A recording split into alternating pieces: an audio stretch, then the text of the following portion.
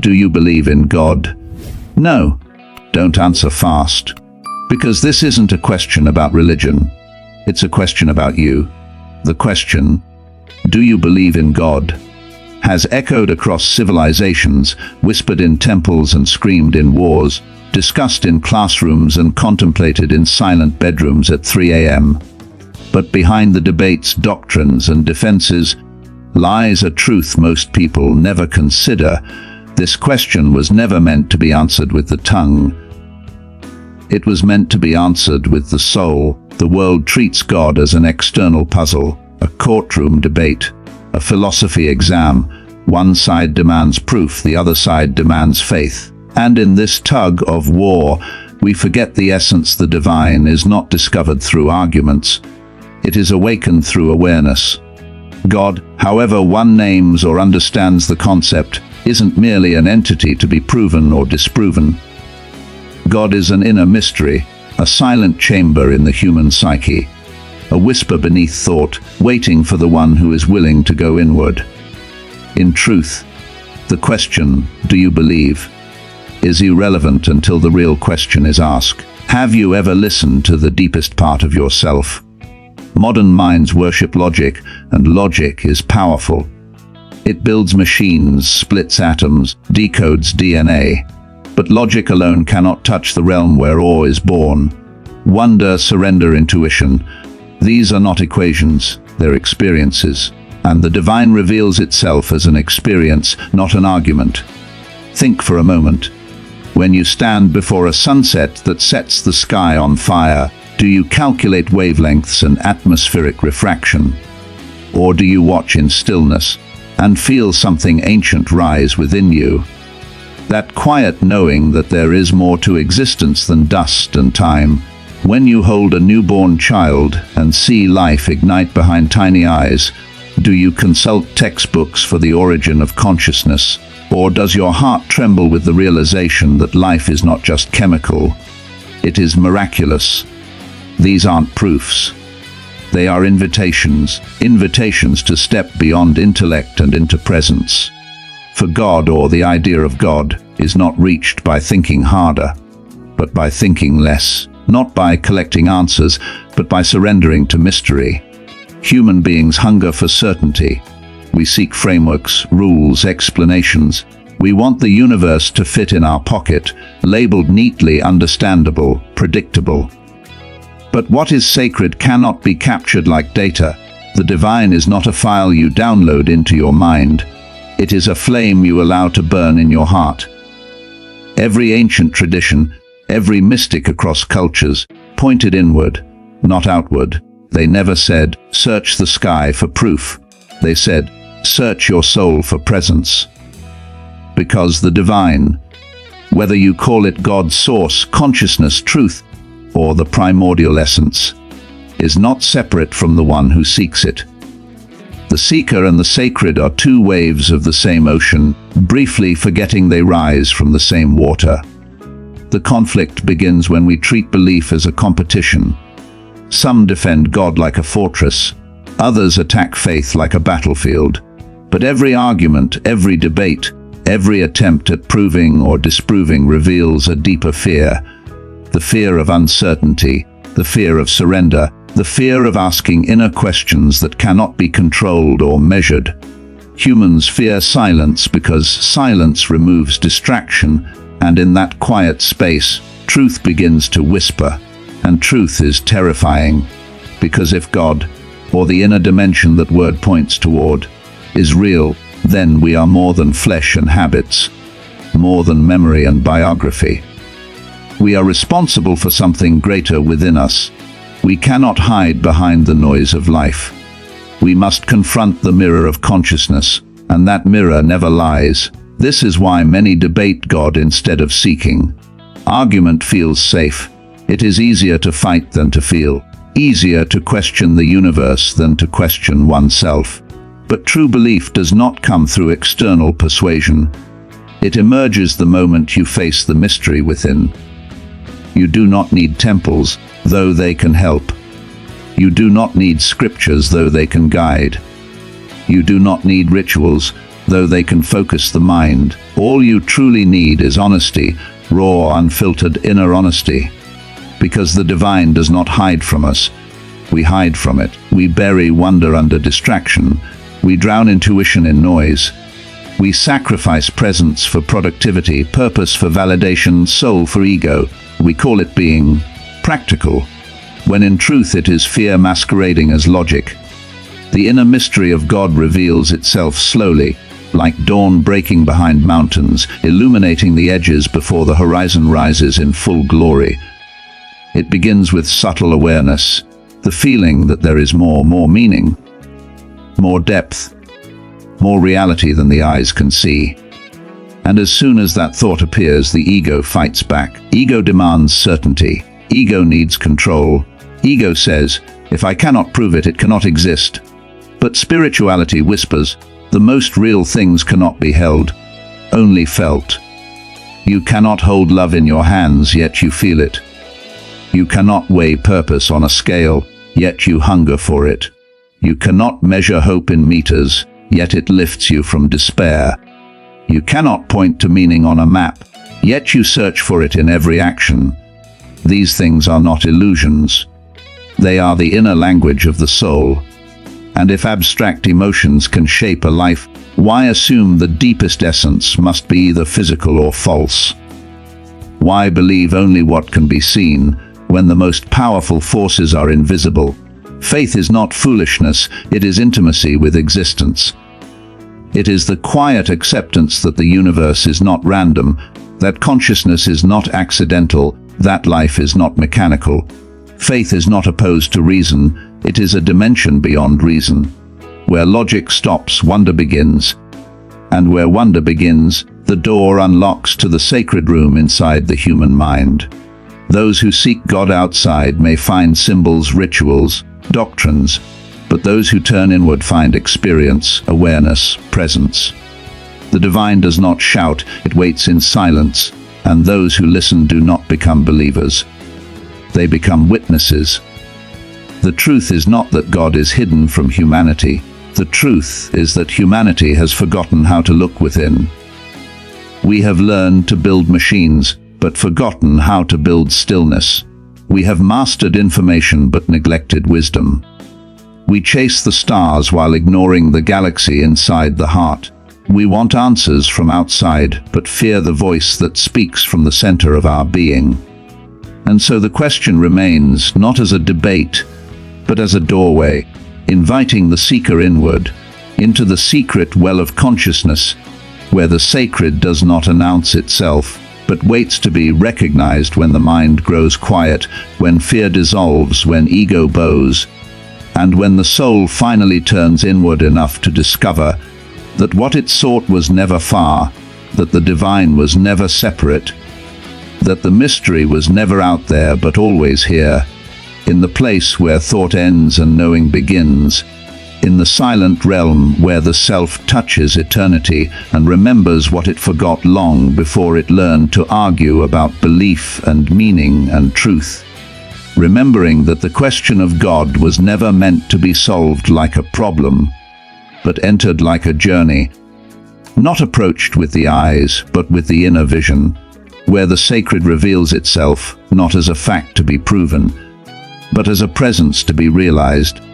And the real exploration begins not in heaven or earth, but in the depths of one's own consciousness, because the divine cannot be forced into definitions or confined to words.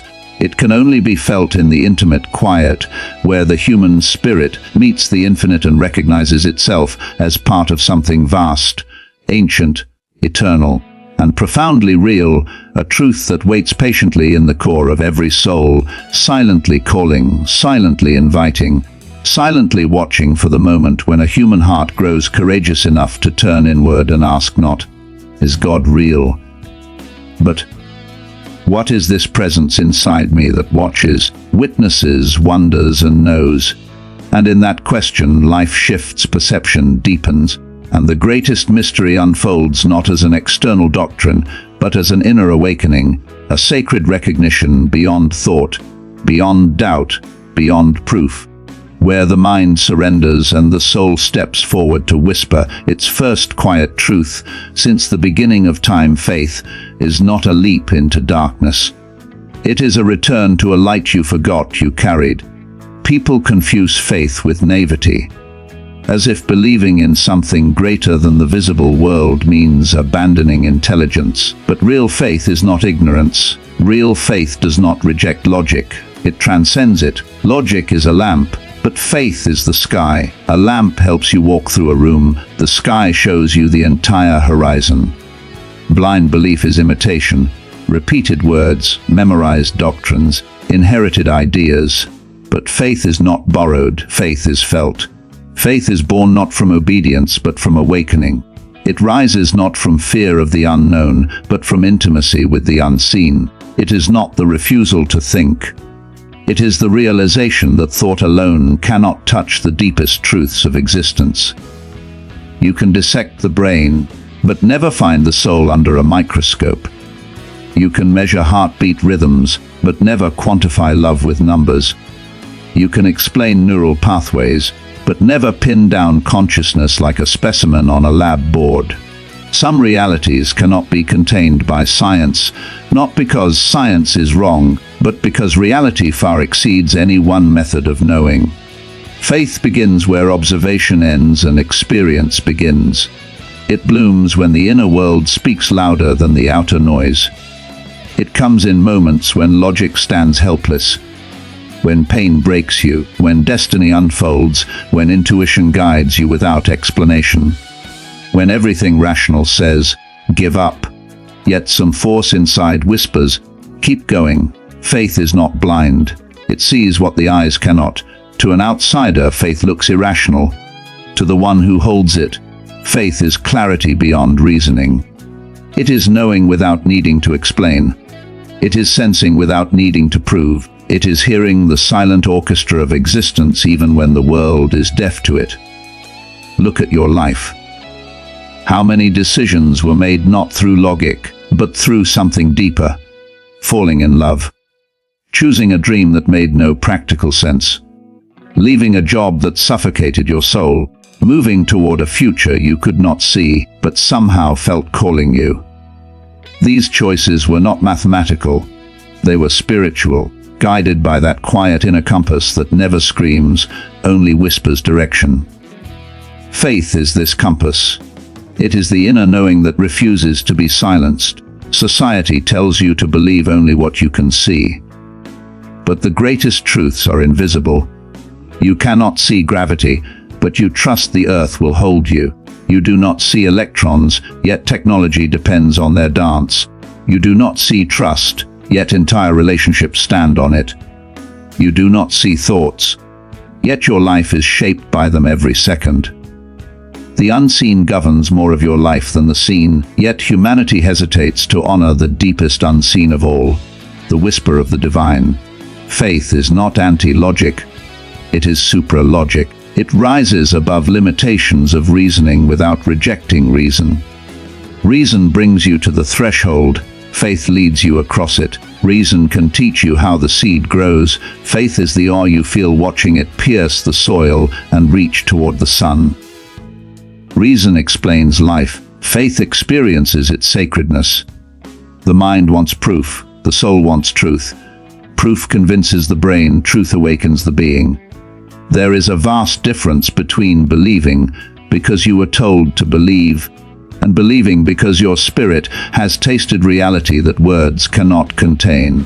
Some of the most intelligent minds in history carried deep faith, not in dogma, but in the unseen intelligence woven through existence.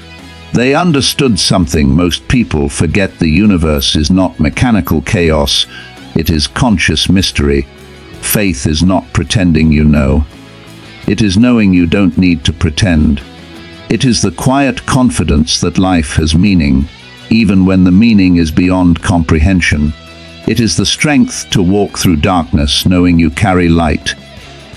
It is trust without needing evidence, because the evidence is already alive inside you.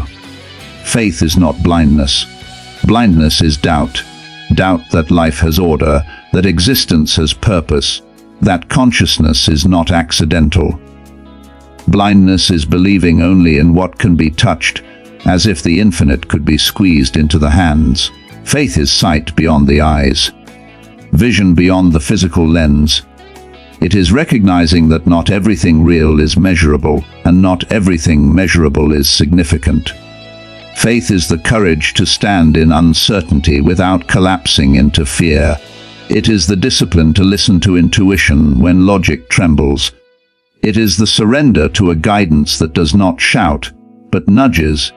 It is the trust that every chapter has meaning, every setback has wisdom, every heartbreak has rebirth hidden within it. Faith is the mysterious thread connecting you to destiny long before you understand why.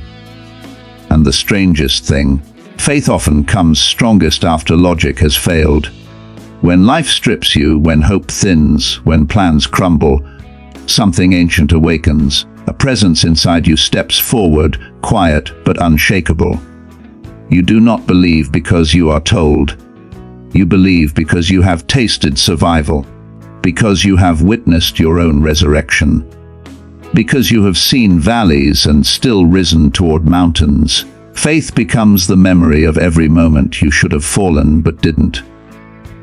Blind faith relies on external validation. True faith rises from internal revelation. Blind faith demands others agree. True faith stands alone if it must. Blind faith fears questions. True faith invites them. Blind faith clings to certainty. True faith thrives in mystery. Real faith does not say, "I know everything." It says, "I trust even when I do not know." It is not the absence of doubt. It is the decision not to surrender to doubt. It is not loud, not dramatic. It does not need applause or proof. It simply breathes inside you like a pulse, steady and ancient, quietly guiding your steps, whispering that life is more than flesh, more than fear, more than mind, and that your soul is not a temporary accident, but a spark of something eternal, traveling a path written long before your birth, guided by a wisdom deeper than thought, moving toward a destiny that cannot be mapped by logic, but can always be felt by the inner knowing that speaks without words, sees without eyes, hears without sound, and waits patiently for you to listen not with intellect, but with the sacred space within where truth lives beyond explanation, and faith awakens not as belief imposed, but as remembering what your soul has always known, and what the world tries so hard to make you forget. There is a quiet battlefield inside every human being, a war that never appears on the news, never earns applause, never ends with medals. It is the battle between the ego and the soul, the battle that determines how we see ourselves, the world, and the divine. Most people live their lives thinking they are only one thing, a personality, a name, a story, but within you live two forces speaking in two different voices. One shouts, one whispers, one fears, one knows. The ego demands control, the soul trusts the flow, and belief, true belief, is shaped in the space where these two collide. The ego is loud. It thrives in identity, comparison, validation. It wants to be right, important, recognized. It clings to the physical world as the only real world because that is where it can rule. It feeds on certainty, proof, dominance, the illusion that life can be controlled like a chessboard with moves and strategies. Ego says, "I am separate. I am alone. I must defend myself. I am what I achieve, what I own, how others see me." The soul speaks differently. It does not crave applause. It does not need a throne. It reminds you not of who you appear to be, but who you truly are. It says, "You are connected. You are guided. You are infinite. You are not the mask you wear."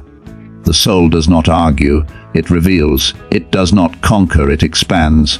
It does not insist. It invites. Belief begins with which voice you choose to listen to. When the ego leads, life becomes a fortress. You defend your image. You defend your opinions. You defend your fears. You cling to logic because logic is safe, measurable, predictable. Anything that cannot be held by the mind, ego calls foolish. Anything that challenges its throne, ego calls illusion. Ego hates surrender because surrender means trusting something higher than itself. Ego hates silence because silence removes distractions and exposes truth. Ego hates humility because humility dissolves its illusions of power. Ego wants belief to be about argument, debate, superiority. My truth is greater than yours. My path is the only path. But the soul knows belief is not a contest. It is a connection. The soul understands that the divine is not impressed with loud certainty, but with quiet openness. Real belief does not scream. It breathes. Real faith does not dominate. It dissolves barriers. The soul recognizes that truth is not owned. It is experienced. The ego demands to be worshipped. The soul longs to serve. Ego asks, how can I be seen? Soul asks, how can I see more clearly? Ego says, prove God exists. Soul says, feel the presence within you. Ego looks outward for answers. Soul turns inward for understanding. And in this inner war, every human faces moments where they must choose. Fear or faith, control or surrender, doubt or wonder, logic or intuition, surface or depth. When life is going your way, ego feels powerful. It congratulates itself. It believes it controls destiny. But when life shifts, when loss comes, when plans crumble, when the future becomes fog, ego panics. It shakes, it blames, it breaks, because everything it trusts is external, and when the external world collapses, ego has no ground to stand on. That is when the soul steps forward, quietly, patiently, as if it always knew this moment would come. In darkness, the soul says, what breaks you can awaken you. In uncertainty, the soul whispers, you are being guided. In pain, the soul reminds, you are growing. In loss, the soul reveals, nothing real can be taken from you. Belief becomes real in these moments not because the world makes sense, but because the heart remembers something deeper than sense. The ego collapses under uncertainty, the soul rises within it. Ego needs answers, soul trusts the journey. Ego wants security, soul embraces transformation. Ego clings, soul releases. Ego resists, soul allows. And so belief is not merely a decision. It is an evolution inside you. It grows as the ego humbles and the soul awakens. Not through force, but through experience. Not through dogma, but through inner knowing. Not through debate, but through surrender. The ego says, seeing is believing. The soul replies, believing is seeing. The ego demands proof before trust. The soul trusts and then discovers. The ego fears the unknown. The soul remembers the unknown is where you came from. Every time you meditate, you feed the soul. Every time you judge, you feed the ego. Every time you let go, you strengthen the soul. Every time you cling, you empower the ego. Every time you forgive, the soul expands. Every time you resent, the ego tightens its fist. The greatest mastery in life is not conquering the world. It is conquering the self. For what use is dominating others if you remain a prisoner within? What use is winning debates if you lose your inner peace? What use is proving a point if you forget your purpose? The world teaches ego. You are what you achieve. The soul teaches truth. You are what you become. And belief, real belief, is the moment you realize that you are not the identity you protect, but the awareness behind it. You are not the story you tell the world, but the consciousness witnessing the story unfold. You are not the mask you wear in society, but the essence beneath the mask. When you experience that shift, faith is no longer an idea. It is a breath, a presence, a memory of where you came from and where you are returning. The ego says, I am separate. The soul says, all is one. Ego fights to be the center of a small universe. The soul dissolves into a vast one, and slowly, belief transforms from argument to recognition, from fear to trust, from separation to unity, from mind to being. As the ego loosens and the soul rises, and a person finally hears the voice within that has been speaking since the beginning, but could only be heard when the noise of identity softened, when the need to control surrendered, when certainty cracked open into mystery, when pride bowed to presence, and the inner light revealed itself not as something earned, learned, or forced, but as something remembered, rediscovered, and awakened, a quiet truth waiting behind the mind, shaping destiny, shaping intuition, shaping purpose, shaping faith, shaping the meaning of existence in the space where ego falls silent and the soul finally speaks. Long before humans learned to speak in language, they spoke in symbols. Long before scriptures were written, dreams carried truth. Long before temples were built, silence was the sanctuary of the divine. There is a mistake modern minds make. They assume the universe speaks only through logic and words. But the divine does not communicate in sentences. It communicates in symbols, in dreams, in silence. In whispers the ego cannot hear, but the soul cannot ignore. Because truth that comes from outside may convince you for a moment, but truth that rises from within transforms you forever. Symbols are the alphabet of eternity. They bypass thought and speak directly to the deepest chambers of awareness. A symbol does not tell you what to think. It awakens what you already know but forgot. A rising sun is not just a star climbing the horizon. It is rebirth. A river flowing is not only water. It is surrender, movement, purification. The human heart is not just an organ. It is a throne where divine presence sits quietly, waiting to be felt. The world is not random. It is encoded. Every ancient culture understood this. Their art, myths, rituals, and architecture were not decoration. They were maps. Keys to inner worlds, portals to hidden truth. They knew symbols are not invented, symbols are revealed. They arise from the collective well of consciousness and reappear across time and culture, because truth does not belong to one civilization. It belongs to the soul. Dreams, too, are not chaos. They are the night school of the spirit. The mind may rest, but the soul does not sleep. When the ego steps aside, the deeper layers awaken and speak. Dreams are not illusions. They are mirrors. They expose what we deny, guide what we fear, reveal what we seek, warn what we ignore. They are ancient messengers disguised in imagery, metaphor, emotion.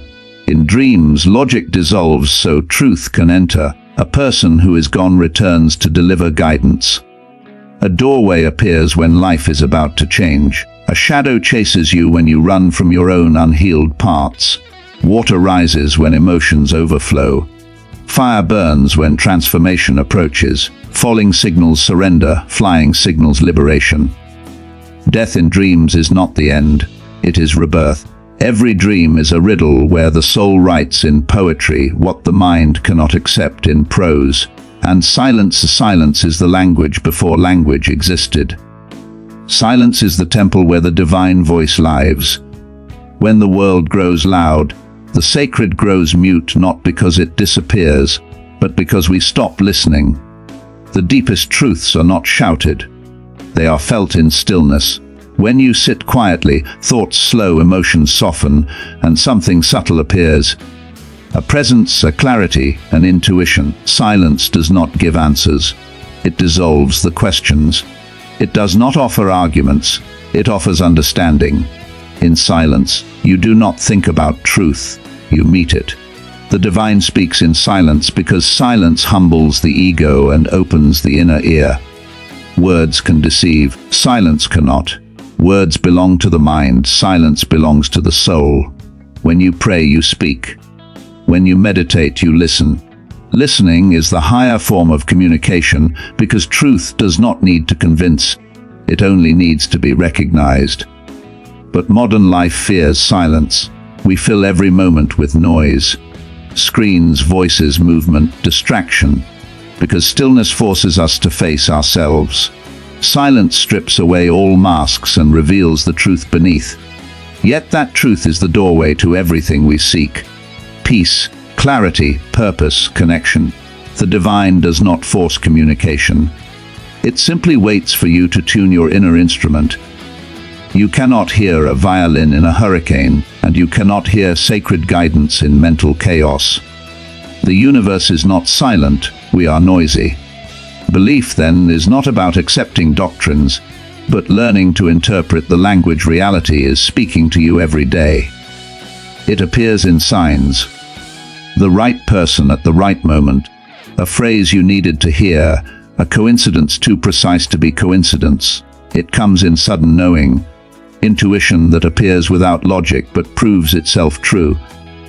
It comes in dreams that echo for days, symbols that stir emotions without needing explanation, synchronicities that thread meaning through random events.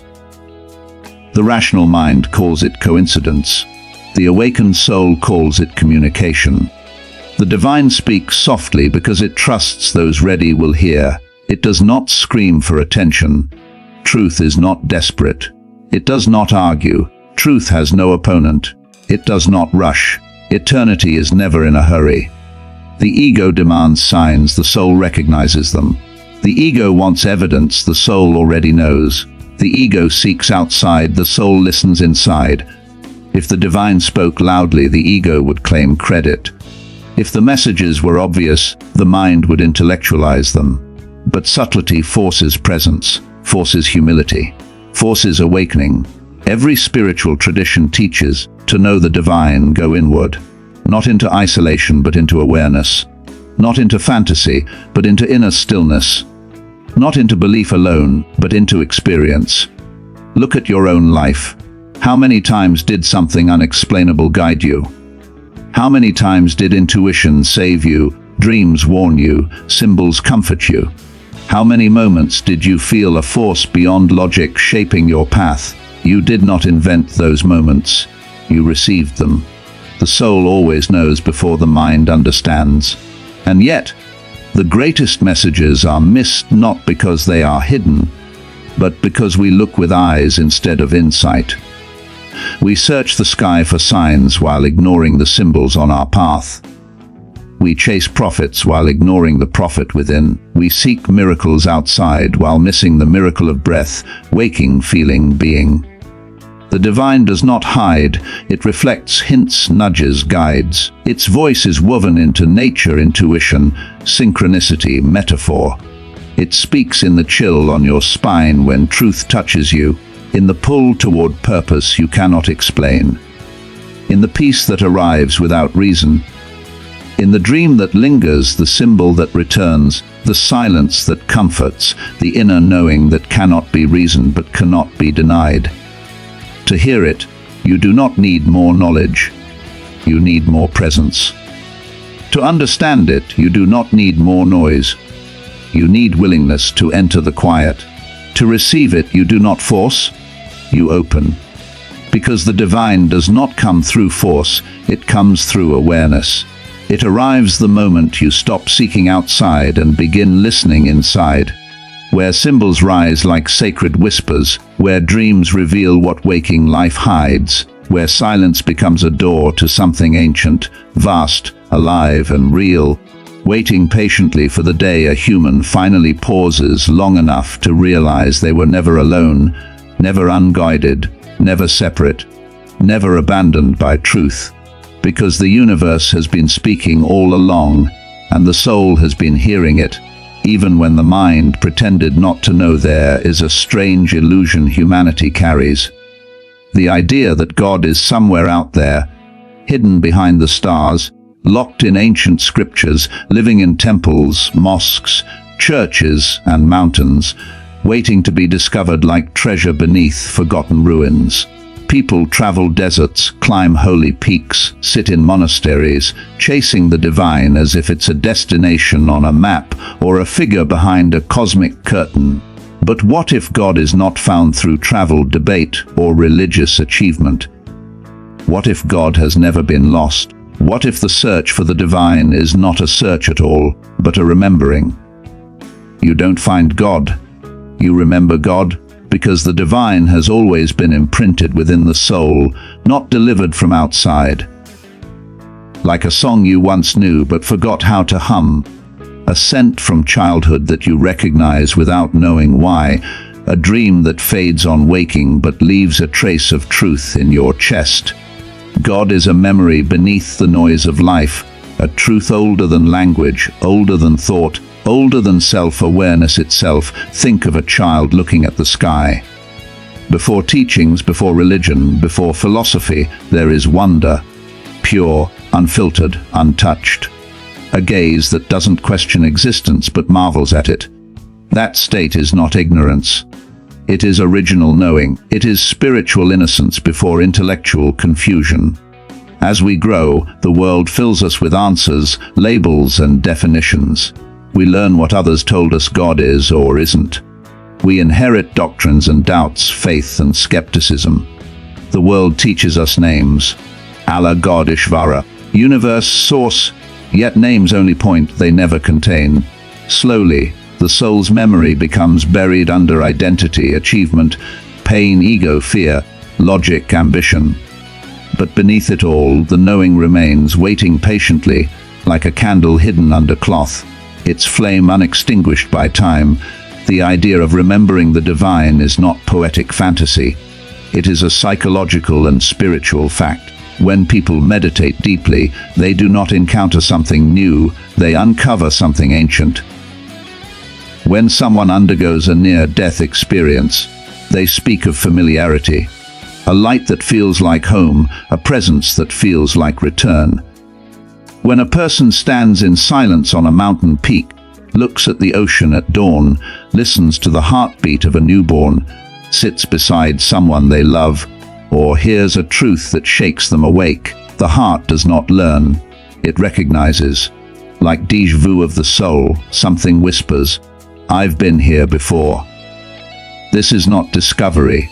It is remembrance. Humanity has always carried this inner knowing. Before organized religion existed, ancient mystics, shamans, prophets, seers, and sages spoke not of finding God, but of returning to the source within. They did not preach belief. They invited awakening. They taught that the divine is not an authority to obey, but a consciousness to reconnect with. That heaven is not a place but a state. That enlightenment is not adding something new to oneself, but removing the barriers that hide what was always there. The spiritual journey is not accumulation, it is subtraction. Not learning more, but remembering deeper. Not traveling forward, but turning inward. Even our language hints at this truth. The word religion comes from the Latin religare, to reconnect. To reconnect means something was once connected, something ancient was already known, already felt, already lived. The sacred texts of many cultures tell the same story in different metaphors. Humans were once in divine union, then fell into separation, and spirituality is the return. A return to authenticity, a return to inner stillness, a return to the divine spark encoded within consciousness. The soul does not need to be taught God. It remembers God when the noise dissolves. But the ego resists this remembrance, because to remember God is to remember who you are beyond the mask. Beyond the name, the profession, the social identity, the trauma, the pride, and the fears. To remember God is to remember that you are not the story you tell yourself, not the voice in your mind, not the image you defend, not the wounds you carry. You are awareness behind all experience. And the ego fears that truth, because the ego survives through separation. I am me. It insists. I am separate from others, separate from life, separate from the divine. And so the ego searches endlessly, thinking God is a destination that proves its existence. But the soul remembers, quietly, knowing that the divine is the space before identity formed. This is why silence feels sacred, why deep meditation feels like dissolving rather than thinking, why love feels like expansion rather than possession, why true spiritual moments feel like melting rather than rising. When the mind becomes quiet, remembrance begins. When thinking fades, knowing awakens. When the ego stops scratching at the universe for meaning, the universe reveals meaning on its own. This is why people often say they felt closest to God not when they studied most, but when they surrendered most. Not in certainty, but in stillness. Not in victory, but in vulnerability. The divine is remembered when resistance collapses, and what is remembered? A sense of home without location, a peace that does not depend on circumstances, a presence that does not speak in words but in being, a familiarity that feels older than the body, deeper than thought, more intimate than breath. Some call it God. Some call it spirit, soul, essence, truth, awareness. But names do not matter. Names are human. The experience is eternal. This remembrance is not an escape from the world. It is a new way to see it. When the divine is remembered inside, the world outside becomes luminous, not because it changed, but because you did. True spirituality is not a hunt for something missing. It is the soft uncovering of something forgotten. Every prayer whispered from longing, every tear shed in surrender, every moment of humility, every breath taken in awe. These are not calls to a distant God, but echoes awakening in the chamber of the soul. The universe is not answering, it is reminding. The divine is not arriving, it is resurfacing. You don't climb to heaven. You peel back the layers of earth covering it within you. You don't become worthy. You remember you always were.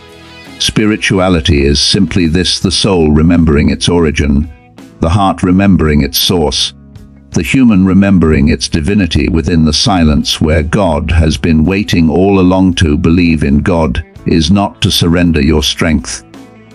It is to discover it. It is to awaken to the truth that divinity is not a distant monarch seated beyond the clouds, judging, rewarding, punishing from afar. It is an energy woven into the very fabric of your being, a flame buried beneath layers of doubt, trauma, ego, and conditioning. When you say you believe in God, you are not just acknowledging a cosmic creator. You are affirming the divine force breathing through you, beating within you, guiding you. Faith is not submission to something external, it is remembrance of a force internal. It is knowing that the same intelligence that spins galaxies, births stars, and orchestrates the tides lives inside your breath, your intuition, your consciousness. To believe in God is not to look up, it is to look inward and recognize that the infinite placed a spark of itself within the finite and whispered, "Rise." For centuries humanity has misunderstood belief as obedience, as fear, as ritual, as conformity. But true belief has nothing to do with kneeling to avoid punishment or worshipping to earn reward. God does not need worship. The soul does, not to flatter divinity but to awaken its echo inside. Faith, when authentic, is empowerment. It does not shrink you, it expands you. It does not quiet your voice, it strengthens it. It does not cage your potential, it unleashes it. Because real faith does not say, "I am nothing, and God is everything." It says, "God breathes through me, and therefore I am more than I believe I am." Spirituality at its highest level is not self-erasure. It is self-realization. The ego dies, not the soul. The false self dissolves so the true self can rise, a self infused with divine resilience, courage, clarity, compassion, and unshakable purpose. When scriptures say humans are made in the image of the divine, they do not speak of bodies, they speak of essence. God is not a face to resemble, God is a consciousness to awaken. Divinity is not found in shape but in spirit, not in physical form but in inner truth. To live spiritually is to walk with the awareness that you carry sacred power disguised as human frailty. Every time you trust your intuition when logic trembles, every time you rise after falling, every time you choose love over fear, creation over destruction, forgiveness over pride, hope over despair, you are not merely being human. You are expressing the divine. The greatest temples are not built from stone, They are built from courage, discipline, and devotion to what is eternal within. The sacred altar is your heart. The priest is your conscience. The prayer is your intention. The miracle is your transformation, and yet the world teaches the opposite. It trains you to doubt yourself, to feel small, ordinary, powerless. Society conditions you to believe that strength comes from status, recognition, wealth, authority. But true power is silent, still, internal. It does not shout, it radiates. It does not dominate, it aligns. When you believe in a divine blueprint, you recognize your life is not chaos. It has meaning, rhythm, timing. Setbacks are not punishments, but preparations. Delays are not denials, but redirections. Challenges are not proof of weakness.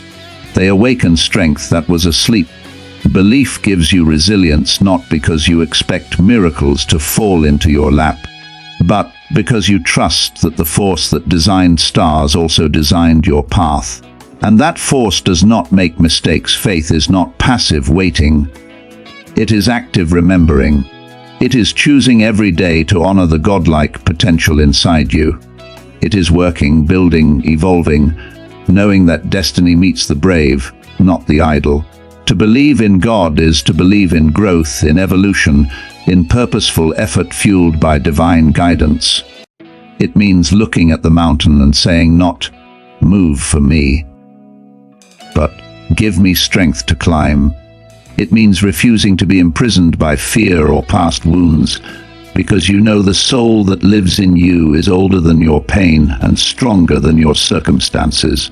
It means recognizing that you are not an accident of biology. You are a deliberate spark of infinity, experiencing life in human form, learning, remembering, returning to itself. Even prayer, when misunderstood, becomes begging. But true prayer is alignment. It is not "give me," but "guide me." Not "take away my struggle," but "help me become who I must be to rise through it." God is not a rescuer. God is a reminder that you are capable, worthy, guided, and connected to something immeasurable.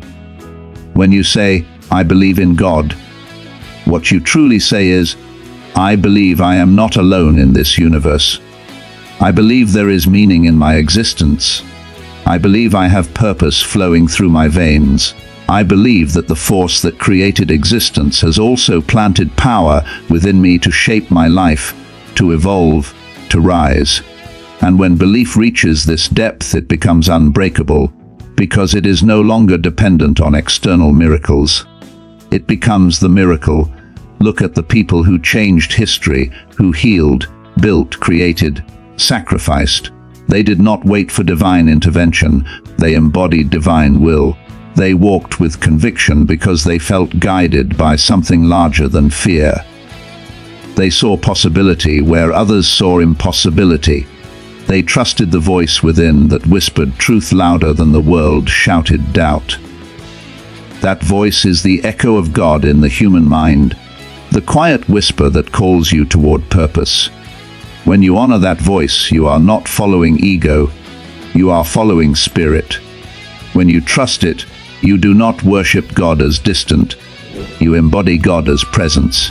Power becomes peace, ambition becomes mission, strength becomes service, life becomes prayer in motion. And this is the ultimate truth. Faith is not believing in an external authority to rescue you. Faith is awakening the divine within you so deeply that you transform, not because you are forced to, but because your soul remembers what it always was capable of, what it always carried, what it always knew.